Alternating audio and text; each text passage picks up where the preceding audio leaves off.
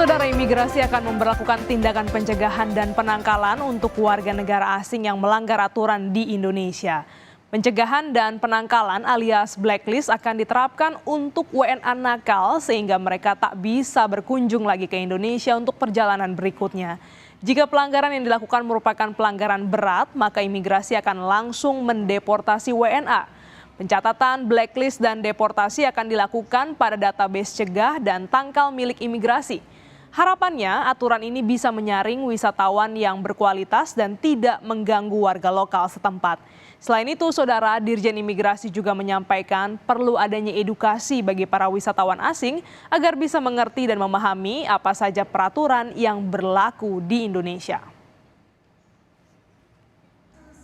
Negara atau daerah yang tujuan wisata, ya kita harus siap dengan berbagai macam ulah daripada para wisatawan, ya.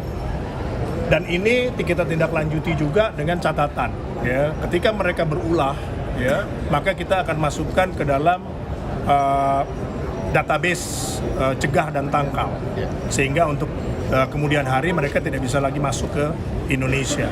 Ya, jadi kita bukan hanya melakukan deportasi, ya, ataupun juga bahkan pro justisia, ya, kalau itu memang melanggar hukum, ya, dalam konteks pidana, tetapi juga menempatkan mereka dalam database cegah dan tangkal dan juga person of interest sehingga mereka tidak bisa lagi masuk ke wilayah Indonesia. Bicara soal wisatawan asing, Indonesia masih dalam upaya untuk terus mengundang wisatawan asing berkunjung ke Indonesia. Berapa banyak sih wisatawan yang masuk ke Indonesia? Kami akan tampilkan data teranyar dari Badan Pusat Statistik. Saudara, di bulan Januari 2024, jumlah wisatawan mancanegara yang masuk totalnya mencapai 927.000 orang. Jumlah ini naik 16,19% jika dibandingkan dengan jumlah wisatawan asing yang masuk ke Indonesia pada bulan Januari 2023.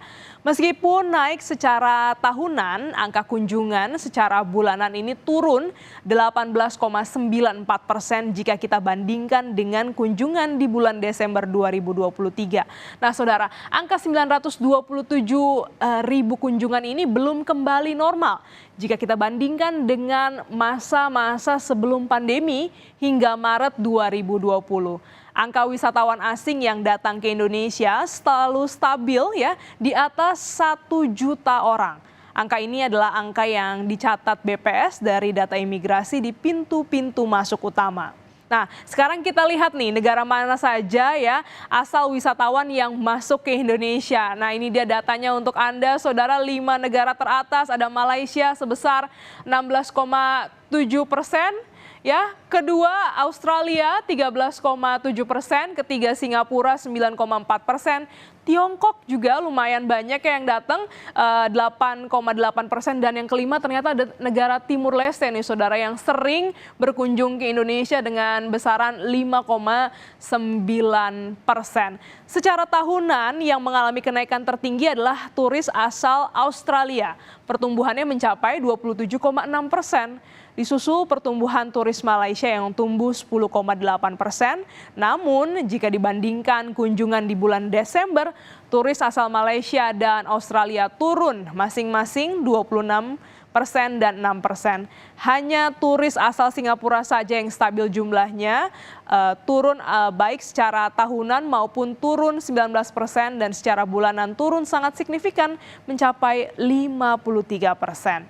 Setelah kita lihat, kita akan lihat opsi transportasi apa yang dipilih wisatawan untuk masuk ke Indonesia, Saudara, ya.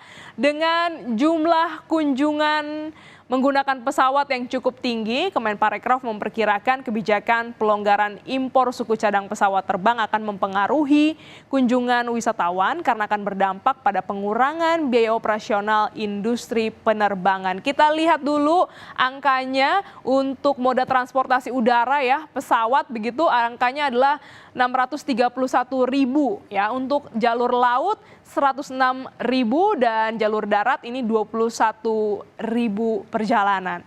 Nah, kebijakan ini saudara akan mempercepat target capaian 9,5 juta hingga 14,3 juta kunjungan wisatawan mancanegara di tahun ini. Lalu daerah mana saja di Indonesia yang masih jadi opsi berlibur para turis asing?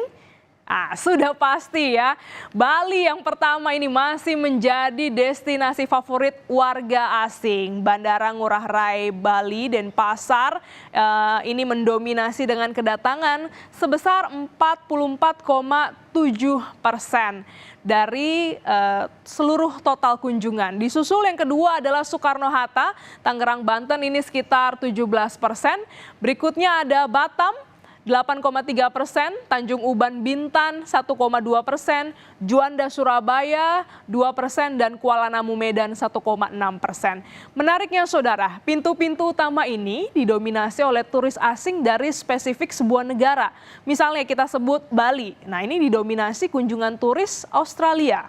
Nah, kalau Batam dan Bintan ini banyak kunjungan turis asal Singapura. Lalu kalau di Juanda Sidoarjo dan juga Kuala Namu ini banyak didatangi wisatawan asal Malaysia. Kehadiran turis asing ini juga meningkatkan okupansi hunian kamar hotel.